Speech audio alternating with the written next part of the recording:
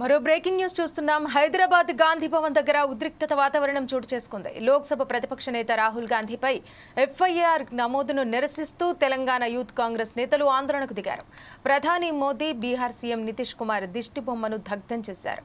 Modi, Nitish down down అంటూ నినాదాలు చేశారు. ఇక రంగంలోకి దిగిన పోలీసులు ఆందోళనకారులను అడ్డుకోవడంతో స్వల్ప వాగ్వాదం చోటు చేసుకుంది. దీంతో గాంధీ భవన్ పరిసర ప్రాంతాల్లో ఉద్రిక్తత వాతావరణం నెలకొంది.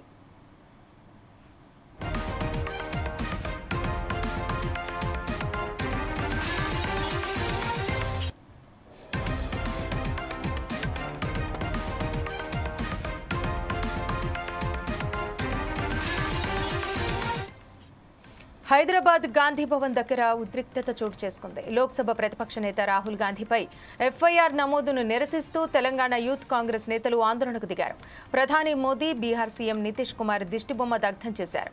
మోదీ, నితీష్ డౌన్ డౌన్ అంటూ నినాదాలు చేశారు. ఇక రంగంలోకి దిగిన పోలీసులు ఆందోళనకారులను అడ్డుకోవడంతో స్వల్ప వాగ్వాదం చోటు చేసుకుంది. దీంతో గాంధీ భవన్ పరిసర ప్రాంతాల్లో ఉద్రిక్తత వాతావరణం నెలకొంది.